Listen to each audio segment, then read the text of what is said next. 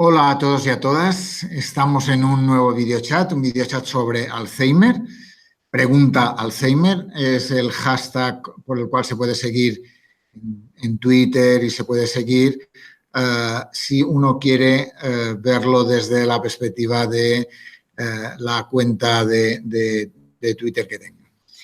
Está con nosotros Eva Cuartero. Ella es la directora de la Unidad de Gestión Clínica de Neurología de Valme, del Hospital de Valme, del área de gestión sur de Sevilla. Y ella es una profesional que diríamos que ha trabajado la mayoría de su vida profesional en el hospital de Valme, ¿no? Ella además es miembro de diferentes comisiones de farmacia, de calidad, de humanización del área de gestión sanitaria sur de Sevilla y al mismo tiempo forma parte de la junta directiva de la Sociedad Andaluza de Neurología y es miembro de la Sociedad Española de Neurología, ¿no?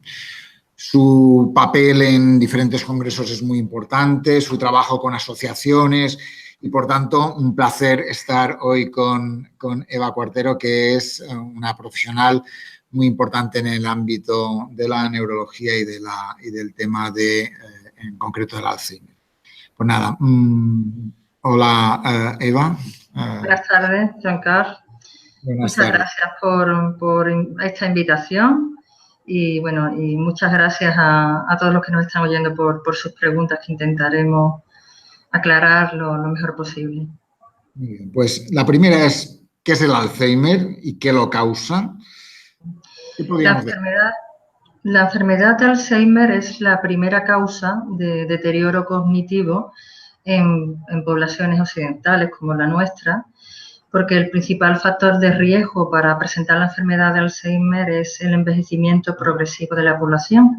Es una enfermedad neurodegenerativa de la que hasta la fecha no disponemos de un tratamiento ni preventivo ni curativo, solamente un tratamiento levemente modificador del curso de la enfermedad, que está causado, como todas las enfermedades neurodegenerativas, por una alteración en el metabolismo habitual de las neuronas, en este caso, de las neuronas que se encargan de la memoria, situadas en el hipocampo, y que conlleva una serie de deterioro progresivo que termina afectando y alterando el día a día del paciente. Es decir, para que nosotros hablemos de demencia, ese deterioro cognitivo tiene que alcanzar un grado que repercuta en el día a día del paciente, que afecte su actividad diaria, desde la más compleja inicialmente a la más básica, para que podamos hablar de demencia.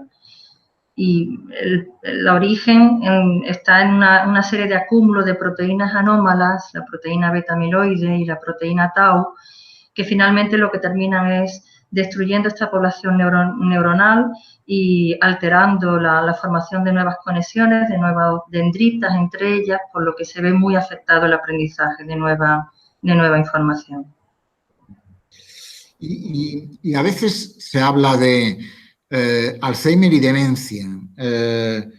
¿Es lo mismo que el Alzheimer, la demencia? Hay una pregunta al respecto, ¿no? Bien, hoy en día estamos diagnosticando la enfermedad de Alzheimer en la última fase, en la fase del deterioro cognitivo, en la fase de la demencia.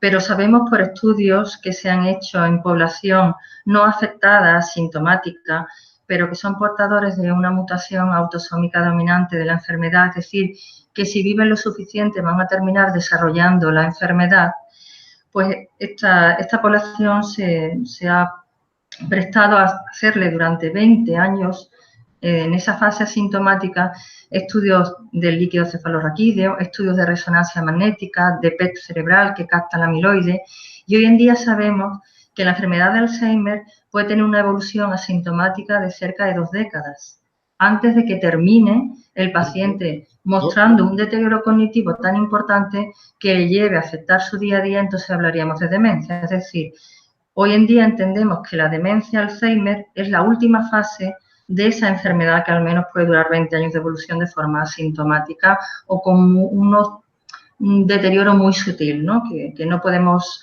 nosotros siquiera objetivar en el día a día del paciente. Por tanto, dices 20 años, que importante, ¿no? ¿Y cuáles son esos primeros síntomas? Cuando alguien nota que tiene Alzheimer, ¿qué nota, no? ¿O cómo lo notáis? ¿Qué es lo que hace decir esta persona tiene un Alzheimer? Bien, estos 20 años, pues realmente lo que se ve que hay cambios bioquímicos a nivel de depósito de amiloide o de esas proteínas tau que hemos comentado anteriormente, pérdida de funciones sinápticas, captación de amiloide, ¿eh? Es decir, son cambios anatomopatológicos que no tienen una repercusión clínica en el paciente.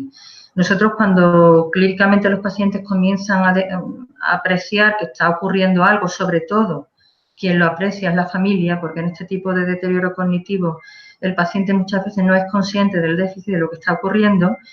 En la forma clínica típica, los pacientes lo que comienzan a tener son fallos de memoria para memoria reciente, memoria episódica reciente, es decir, lo que acaba de ocurrir. Ellos tienen una dificultad para fijar y para almacenar esa información que está ocurriendo en el día a día de forma adecuada y, por tanto, luego son incapaces de recuperar esa información.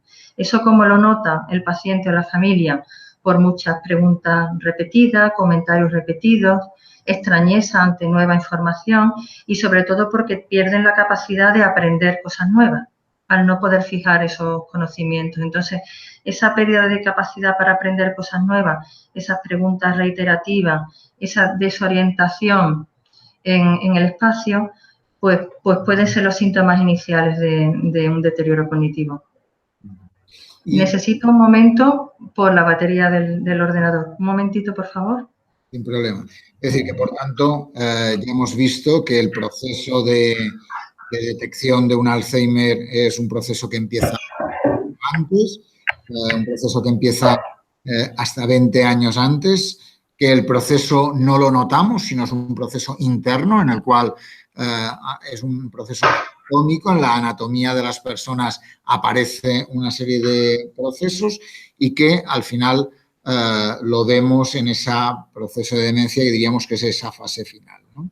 Y hemos dicho que, ¿cuáles serían los síntomas habituales de un Alzheimer, ¿no? Porque nos preguntan, los primeros síntomas de un Alzheimer son, y los síntomas habituales del Alzheimer, ¿cuáles son? Vale. Incluso nos preguntan si se va deteriorando con el tiempo.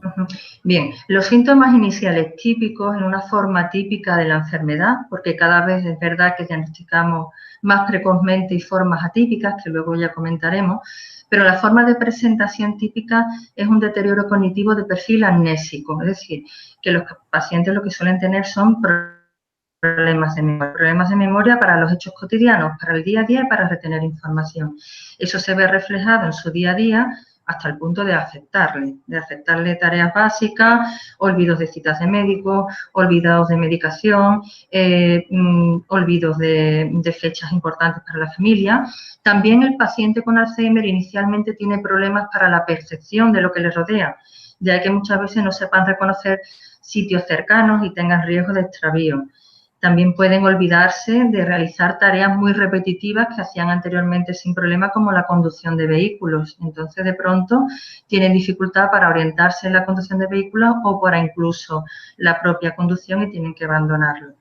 Y muchas veces los síntomas no son cognitivos, sino son síntomas del área emotiva o síntomas depresivos en que los pacientes cambian su forma de ser, su personalidad, se vuelven irritables o tienen francamente un cuadro depresivo, que ese es el inicio de la enfermedad. Es decir, que habitualmente encontramos pacientes en la consulta que ya en 2 años anteriores habían consultado en psiquiatría por ánimo depresivo, por trastorno, por cambios en su personalidad previa, y que sería como una fase prodrómica de la demencia por Alzheimer. Esa es la forma típica de la enfermedad de Alzheimer.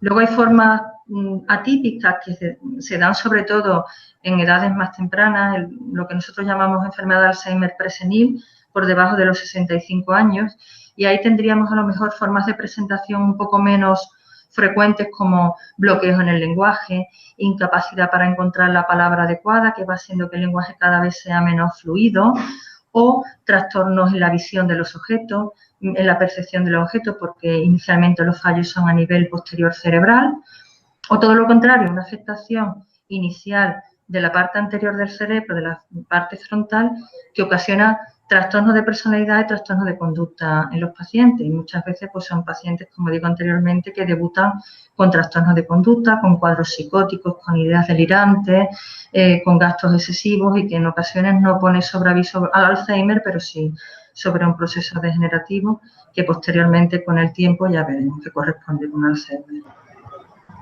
Bien, por tanto, ya sabemos sobre el Alzheimer.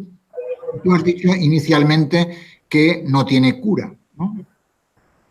Hoy por hoy no tenemos un tratamiento preventivo de la enfermedad, ni modificador, ni por supuesto curativo. Lo que sí tenemos son formas de vida que pueden suponer factores preventivos importantes a la hora del desarrollo de la enfermedad y que sí debemos incidir en ellos porque, bueno, podemos al menos retrasar el inicio de la enfermedad lo máximo posible o cuando esta enfermedad inicie que el progreso sea lo más lento posible. Ahí están los factores de riesgo vascular tan importantes, hipertensión, hiperlipemia, obesidad, sedentarismo, tabaquismo y luego, por otra parte, la reserva cognitiva, es decir, el mantener una estimulación cognitiva desde edades tempranas de la vida, el no abandonar nuestras aficiones, nuestras relaciones sociales, nuestros hobbies y demás, que quizás sea lo que hoy en día, el arma con la que podemos luchar hoy en día por intentar retrasar el inicio de la enfermedad lo máximo posible. Por tanto, por un lado, tratamiento ligado a los riesgos que pueden afectar ¿no? a una persona ya mayor, que has dicho obesidad, has dicho hipertensión, has dicho... hiperlipemia, tabaquismo, etcétera. Y luego, por otra parte, al mismo tiempo, estimulación cognitiva, ¿no? Sí, pero tendríamos que trabajar no ya en edades seniles, es decir, esta prevención de riesgos es beneficiosa en edades de 40, 45, 50 años, porque estamos hablando que el deterioro comienza hasta 2 décadas antes. Es decir, esta prevención de factores de riesgo, este mirar en el futuro lo tenemos que aplicar, pero de edades tan tempranas como la etapa de los 40, 45, 50 años. Y has dicho que también un elemento que marca a veces es un estado depresivo, ¿no? Una depresión, ¿no? Sí, la depresión de por sí conlleva un deterioro cognitivo, que nosotros decimos a nivel neuropsicológico que es un deterioro de perfil fronto-subcortical, es decir, que es más un perfil de inatención, pero que por supuesto altera el día a día del paciente. Pero aparte del deterioro cognitivo que lleva asociado a una depresión, está comprobado que mientras más procesos, episodios depresivos, y mientras más tiempo tardemos en tratar ese episodio depresivo a lo largo de la vida del paciente, más riesgo de desarrollar enfermedad de Alzheimer tiene ese paciente. Es decir, que los procesos depresivos reiterados con escasa respuesta de tratamiento a lo largo de la vida predisponen a ese paciente un factor de riesgo también para el desarrollo de enfermedad de Alzheimer. Aquí tenemos una pregunta que dice, me gustaría saber qué tengo que hacer ante mi madre, que empieza a tener olvidos, que no se acuerda de mi cumpleaños cuando antes se los sabía todos. Seguramente con fallos de memoria. Habría que ver si esos fallos de memoria realmente no son por inatención, no parece, porque parece que sí ha sido previamente una persona atenta y con capacidad para retener datos, para desligarlo de lo que podría ser un deterioro cognitivo asociado a cierto envejecimiento, ¿no? Y de componente vascular. Y sobre todo lo que sería importante es ver si es progresivo, si existe una progresión y si se acompaña de cambios en el carácter, de fallos en el reconocimiento y con que puede responder con irritabilidad. Es decir, muchas veces su forma de reaccionar a nuestras correcciones nos dan también datos sobre ello. Y sobre todo ver esto, si se ha perdido la capacidad para aprender cosas nuevas, abandonar cosas que ella hacía anteriormente sin problema. Las señoras muchas veces recetas de cocina, la apatía también es muy importante. Cómo dejan de hacer cosas que anteriormente les resultaban estimulantes y sobre todo mirar eso, si hay progresión y si hay repercusión sobre el día a día. Si existe, pues por supuesto consultar con su médico de atención primaria para intentar hacer el diagnóstico lo más precoz posible. Y una pregunta que nos hacen, ¿tiene un componente hereditario el Alzheimer? Bien, esta pregunta surge mucho en las reuniones con los familiares, ¿no?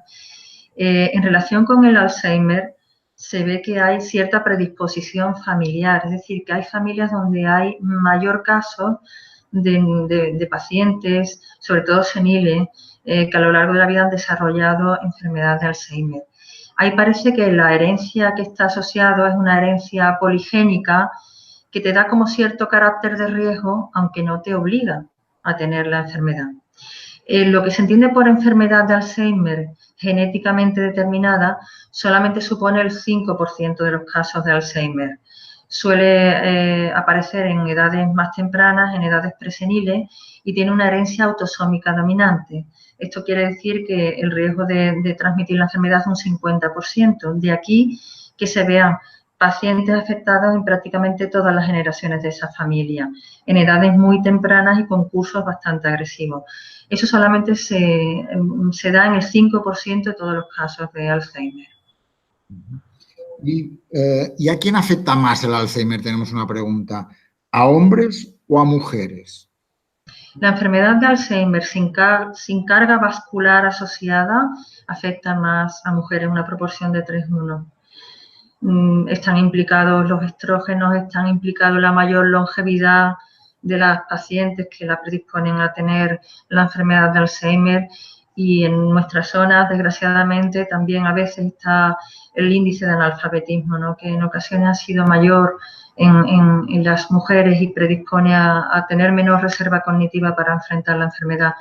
Cuando hay carga vascular asociada en la enfermedad de Alzheimer mixto, pues prácticamente la proporción es muy similar entre los dos sexos.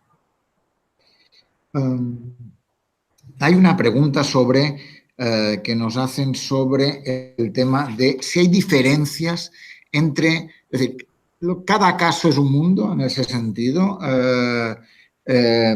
¿Difiere de una persona a otra?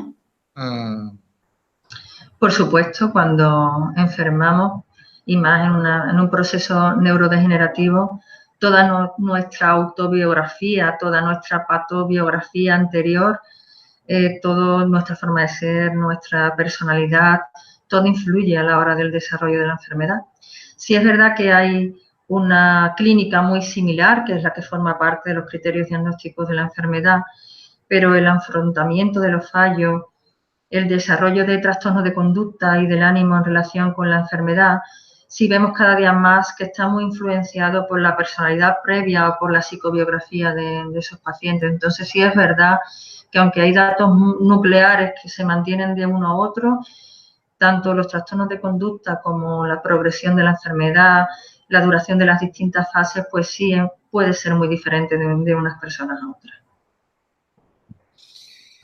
Siguiendo un poco con el relato que hacías de un poco cuáles son los síntomas más habituales, hay una pregunta que nos hace una batería de comentarios o preguntas alrededor de determinados síntomas.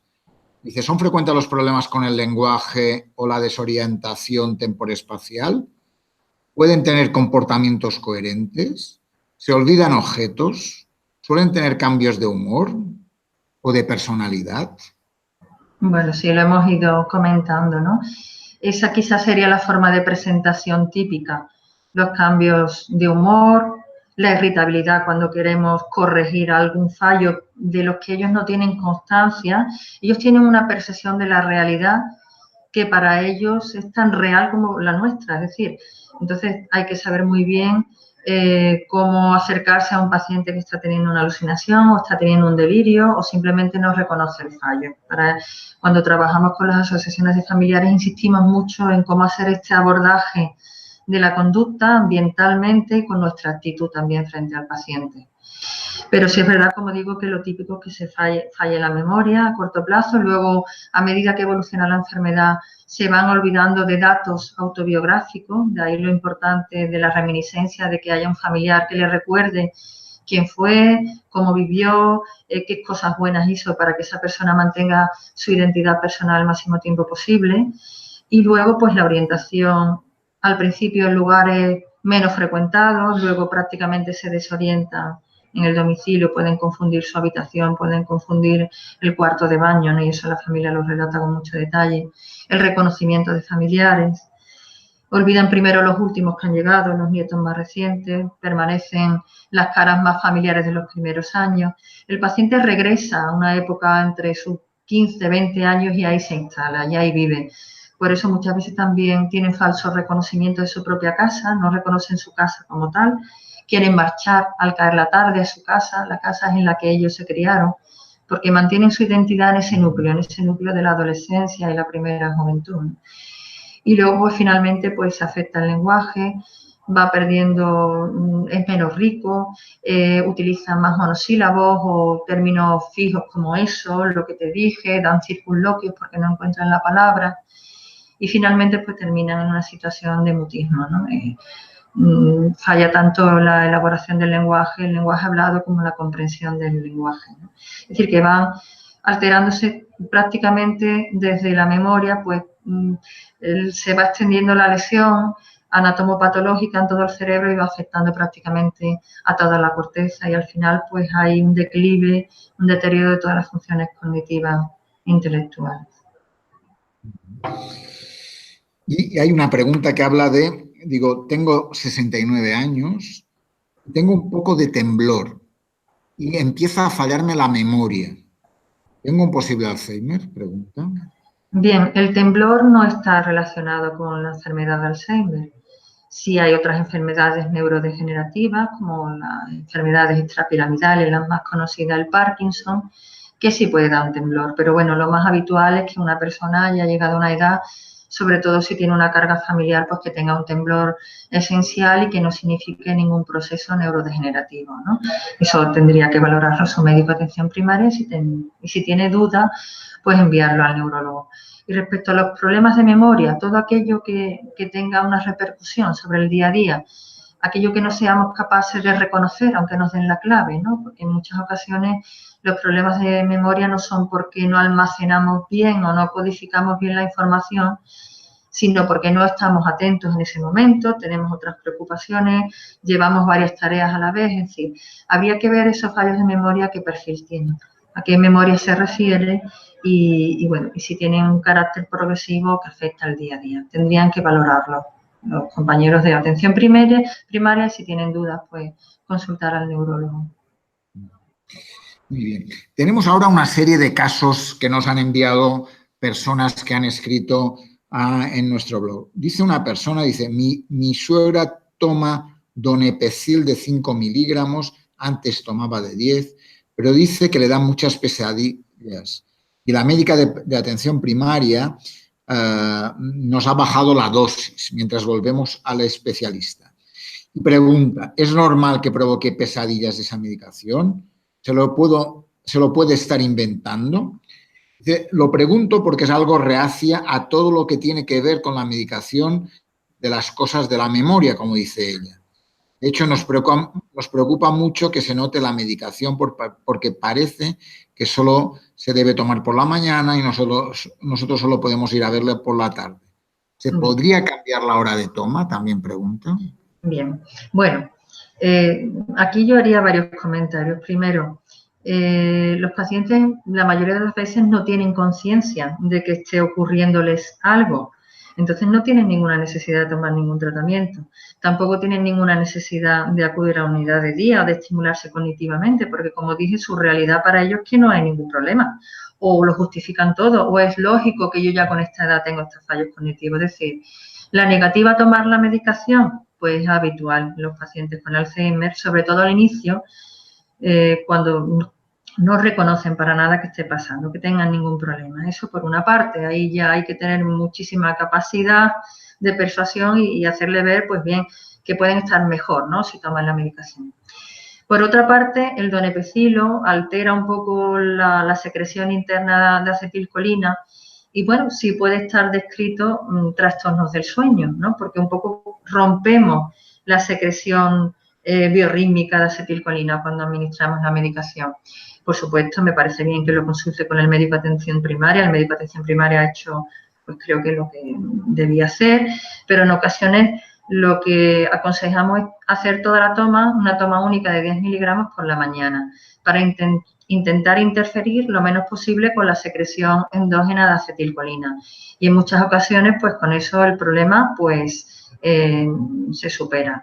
Por otra parte, hay otros procesos degenerativos que conllevan el aumento del número de pesadillas, trastorno de sueño en fase REM, es decir, que si una vez que cambiamos la medicación o bien la disminuimos o lo tomamos por la mañana, continúan, pues quizás habría que comentarlo en neurología por si fuera, ¿no?, algo que estuviera anunciando algún otro proceso neurodegenerativo. Pero me parece bien pasarlo en la mañana.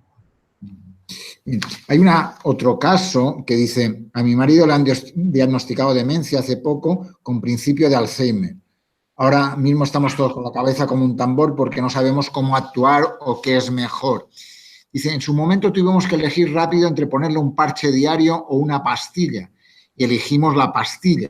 Dice, todavía es bastante autónomo, dice. Mi pregunta es, ¿era mejor el parche? ¿Hay mayor contención sobre la enfermedad si es un parche? Bien, en relación con los inhibidores de la acetilcolinesterasa, que es a lo que se refiere este familiar, donepezilo, ribastimina, galantamina, ya se refiere la pastilla, creo que se debe referir a donepezilo y el parche a la ribastimina. Si se alcanza la dosis adecuada, es decir, si el paciente tolera la medicación y alcanzamos una dosis de mantenimiento, pues prácticamente la respuesta es similar. En los ensayos clínicos la respuesta es similar con el tratamiento oral, que es el donepezilo o la galantamina, con el tratamiento en parches, que es la ribastimina. Solamente algunos pacientes que tienen muchos trastornos de conducta, parece que la ribastimina podría tener un plus ahí en el control de la conducta. Pero a nivel cognitivo, pues prácticamente, si el paciente tolera la dosis, tienen eficacia similar. Siempre, si se ve que el paciente no responde a un tratamiento, el neurólogo podría cambiar al otro. Pero de entrada los dos podrían tener el mismo beneficio. Bien, seguimos con los casos. Estamos en el videochat Pregunta Alzheimer, estamos con la doctora Eva Cuartero y, por tanto, y nos hacen ahora, estamos en un grupo de preguntas alrededor de casos clínicos, de alguna forma, que nos han planteado algunas preguntas. Dice, ¿es bueno consentir a un enfermo de Alzheimer sobre sus decisiones cuando su estado no es avanzado y parece en plenas facultades a veces?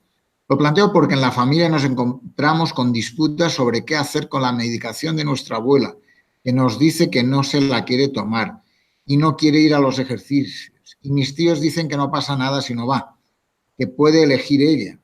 Yo les digo que ahora hay que pensar en ella como un niño y decir por ella, aunque no le guste porque es su bien. Es un tira y afloja. ¿Qué habría que hacer?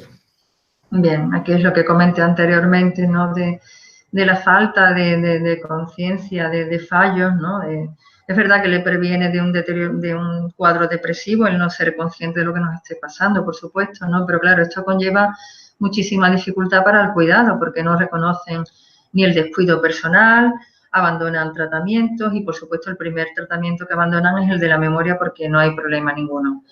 También, por supuesto, se niegan a ir a unidades de día, estimulaciones cognitivas. Habitualmente, la experiencia que tenemos nosotros es que todo esto es al principio y que una vez que el paciente acude a un buen centro de unidad de día y demás, los profesionales que allí le atienden habitualmente, el problema es cuando no acude, el fin de semana o en vacaciones. Es decir, el paciente se habitúa y lo más beneficioso para ellos es la rutina. Es decir, un paciente con Alzheimer mantiene todavía una capacidad de aprender y esta capacidad de aprender deriva de la rutina, de que hagamos de una forma más o menos flexible todos los días las mismas cosas a la misma hora. Así el paciente se habitúa, aprende y rompemos algo que es tan doloroso y que causa tanta ansiedad en el paciente como es la incertidumbre. Intentando hacer todos los días las mismas cosas, disminuimos la incertidumbre en los pacientes y los pacientes colaboran más en su cuidado. Con el tratamiento, ya digo, yo creo que sentándose, hablando con ella y explicando realmente que puede estar mejor, que lo va a tolerar bien, que realmente pues no va a tener ningún efecto secundario, se puede llegar a conseguir que el paciente colabore. Estamos en unas fases todavía muy iniciales Y bueno, y creo que es importante la colaboración del paciente. Cuando los pacientes están más avanzados o tienen trastornos de conducta muy serios, pues nosotros recurrimos al camuflaje de la medicación, bien con soluciones orales y demás, pero no creo que ahora sea el momento. Respecto a que sea lo mejor, bueno, quizás lo único, aunque sea poco, que podemos ofrecerle es la medicación que va a intentar ralentizar la enfermedad al menos los 2 o 3 primeros años y el hacerle una estimulación cognitiva, pero claro, siempre tenemos que contar con su apoyo, con su voluntad, porque podríamos tener el efecto contrario, ¿no? Que perdamos la confianza que ella tiene en su familia, que tenga incluso un desarrollo de un delirio de envenenamiento, es decir, lo tenemos que tratar con mucho cuidado. Hay tanto familiares como la enfermería comunitaria, como el médico de atención primaria, como el neurólogo, por supuesto, pues puede colaborar mucho con la familia. Y yo creo que sentarse y haciéndole ver al paciente que realmente no va a tener ningún efecto secundario y si puede notar mejoría, creo que sí podemos conseguirlo. Realmente nunca forzar, por supuesto, y porque, ya digo, podemos aumentar la certidumbre, que ellos pierdan la confianza en el cuidador y realmente eso sí puede conllevar más consecuencias deleterias en el manejo del paciente. Por tanto, implica tratarlo con cuidado y lo que decías antes es importante las rutinas, ¿no? En ese sentido. Sí. Las rutinas en el día a día, tanto en el lavado, el acudir a la unidad de día, el paseo diario importantísimo, salir a pasear todos los días, el mantener ciertos hobbies, el hacer un poco de estimulación cognitiva en casa, que puede ser simplemente hacer un álbum de fotos, un álbum de vida, en fin. Y siempre intentando estimularlo, premiarlo a lo más mínimo, nunca corregirle los errores, sino todo lo contrario, estimularlo y tampoco estar haciéndole un examen continuo o una estimulación continua en el día a día porque terminan agotándolos y el efecto contrario. Es decir, debemos aprovechar el día a día para estimular a los pacientes. A ver, vamos a hacer una lista de compras, vamos a ver qué falta en el frigorífico, vamos a ver qué ropa nos vamos a poner, vamos a ordenar el ropero. Es decir, cada día se ve más que esta estimulación ecológica adaptada, ocupacional, adaptada al día a día del paciente, pues quizás sea más beneficiosa para que mantenga su autonomía que tareas de lápiz y papel, ¿no? En las asociaciones, en las unidades de día, pues le puede dar mucha información respecto a cómo hacerlo en casa. Ahora tenemos varias preguntas de Mateo Fernández Aguilera, que nos ha escrito, y dice, doctora, tengo 53 años, noto como a pasos agigantados el Alzheimer me está haciendo mella con las pruebas, me lo diagnosticaron en julio del año pasado, pero empecé muchos años antes, sobre 4, antes incluso. Tenía problemas con la memoria, despistes y depresión. Eso lo habíamos comentado. A los 4 años me perdí cuando fui a comprar el pan, además de irme dirección Murcia en mi coche cuando soy de Almería. No sé en qué periodo cognitivo leve me encuentro. Intento leer, no me gusta. Y los crucigramas me agobian. Mi cambio de humor es muy brusco. ¿Qué puedo hacer? Y pregunta, ¿en qué etapa estoy? Creo que ha sido él el que nos ha puesto, ¿no? el correo, ¿no? Así que con esa redacción debe estar en una etapa de enfermedad de Alzheimer inicial, ¿no? Sí es verdad que lleva ya al menos 4 o 5 años, ¿no? Ha tenido un diagnóstico muy precoz, porque yo creo que ahí el cuadro depresivo fue el que dio la clave, ¿no? Y entonces quizás, pues, esos primeros años de depresión, pues, está haciendo un poco que estemos, él cuenta más años, pero realmente de deterioro, pues, podemos contar 2 o 3 años, ¿no? Yo creo que por su redacción debe estar en una etapa de inicio de deterioro cognitivo. Realmente yo creo que lo primero que yo le aconsejaría es que intente mantener su rutina, su vida diaria más gratificante, lo que le resulte realmente más gratificante. Yo supongo que aunque está en edad laboral, por supuesto no comenta nada sobre su actividad laboral, pero supongo que habrá tenido que abandonar su actividad laboral. Pero si le permite, si le mantiene, pues por supuesto adaptada a esa rutina laboral y luego en el día a día pues intentar mantener aquellos hobbies que para él le resultan gratificantes y siempre adaptados a su deterioro cognitivo. Si él intenta resolver, como ha comentado él, tareas cognitivas que están por encima de lo que él puede realizar tendríamos el efecto contrario, que es el efecto nocebo, el efecto realmente de rechazo, de abandono y de no aprovechar un tiempo excelente que tenemos ahora de hacer una buena estimulación cognitiva. Yo le aconsejaría que acudiera en Almería a la Asociación de Familiares de Alzheimer, que recibiera allí consejos y que realizara una estimulación cognitiva. Estamos en buen momento para realizarla, pero bajo la tutela de un profesional, bajo la tutela de un neuropsicólogo, de un psicólogo de una asociación, de cualquier unidad de día, que seguro que en Almería cuenta con ello, porque está en una fase muy buena para ralentizar la enfermedad, pero debería ser una estimulación cognitiva dirigida. Hay estimulación cognitiva que se puede realizar en vía remota, hay muchos programas buenos de internet, pero debe ser una neuropsicóloga la que lo valore, vea qué dominios cognitivos tiene afectada y que le haga un trabajo cognitivo, una estimulación cognitiva dirigida al grado y al tipo de deterioro que presenta. Yo creo que debería acudir a profesionales. Nosotros estamos lejos, pero bueno, también le abrimos nuestras puertas.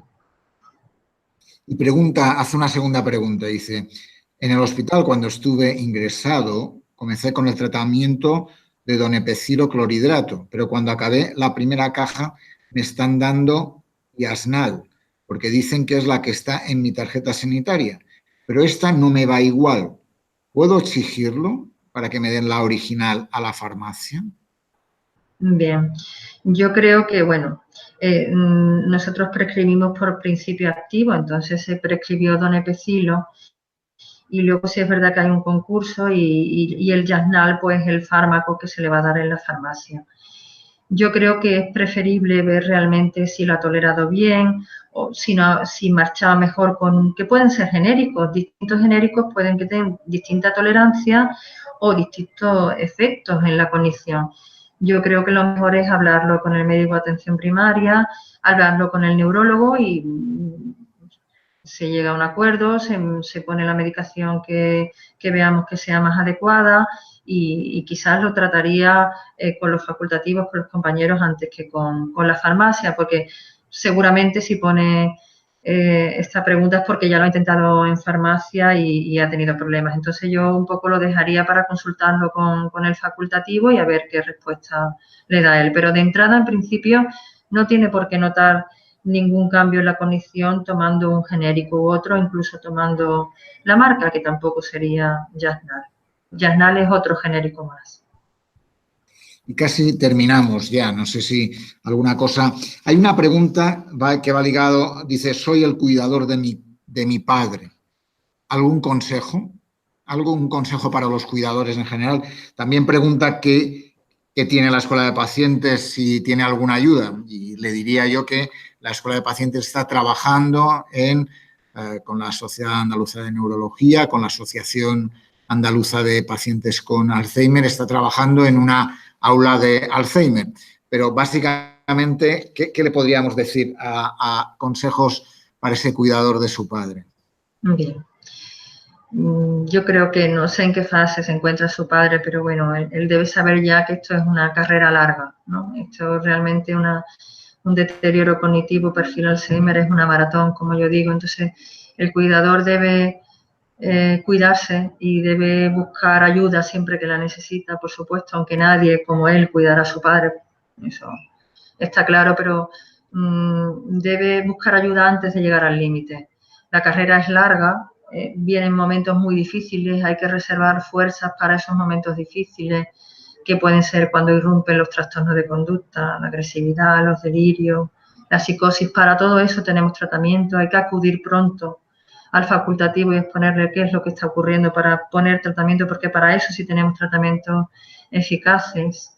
Debe consultarlo todo, debe intentar que los periodos de incertidumbre sean lo menos posible, pasando de una etapa a otra. Las escuelas de pacientes, las asociaciones de familiares, los facultativos, enfermería, atención primaria, intentan que los cuidadores estén formados al máximo para que, al menos cuando cambien la conducta o cambie la condición de los pacientes, ellos sepan un poco prever qué es cómo sobrellevarlos en casa. Por supuesto, buscar ayuda siempre, tanto de cuidadores, de familiares. A veces siempre la familia delega en un cuidador no debe ser así. Siempre hay un cuidador principal, pero la familia debe saber que en cualquier momento debe acudir ante la llamada o no esperar a que esa llamada se produzca, sino realmente estar atento. Y bien, yo creo que también el hecho de acudir a una asociación de familiares, una unidad de día, que él tenga su tiempo, los bancos de tiempo también es muy importante, que el padre pueda acudir a alguna unidad de día y él tenga algún tiempo libre para sus necesidades o simplemente por un rato de ocio, es importante. Buscar ayuda, delegar, cuidarse, saber en fin, que la carrera es larga y, bueno, y por supuesto acudir a los compañeros siempre que haya algún cambio en la evolución del paciente. Pues básicamente con eso hemos cubierto el conjunto de preguntas que nos han enviado. No sé si alguna cosa añadirías, Eva, a este videochat de Pregunta Alzheimer que nos acerca a un mundo, como decías, progresivo, en el cual es fundamental las rutinas, en el cual es muy importante para los cuidadores cuidarse, que es muy importante intentar trabajar para retrasar el proceso, para que el proceso sea más lento y, por tanto, ante todo eso, no sé si algún consejo final para cerrar este videochat. Yo creo que contar con la colaboración del equipo de atención primaria, de las enfermeras gestoras de caso, el hacer una valoración de cada caso desde el principio, con trabajo social, para que el cuidador en todo momento se vea acompañado, que no se vea solo en ningún momento de todo este itinerario, de este circuito, y en cada momento, dependiendo de la fase en la que esté, sepa a quién tiene que recurrir. Yo creo que desde el principio poner en conocimiento del equipo de atención primaria qué es lo que está pasando en casa, con quién contamos, con qué cuidadores contamos o qué podemos prever que podamos necesitar en el futuro. Como digo, utilizar todos los recursos que tengamos cercanos a nuestra disposición para intentar disminuir esa sobrecarga, que no llegue a agotarnos, que no nos llegue a enfermar al cuidador. Y ya digo, moverse en círculos cercanos, trabajar con asociaciones, trabajar con escuelas de pacientes, romper un poco el estigma de la enfermedad, pasear con los familiares, acudir a centros donde ellos se encuentren cómodos, salir de casa, comentarlo con los compañeros. Siempre habrá amigos y familiares que no falten, que estén ahí siempre. Y yo sí transmitiría un mensaje de esperanza.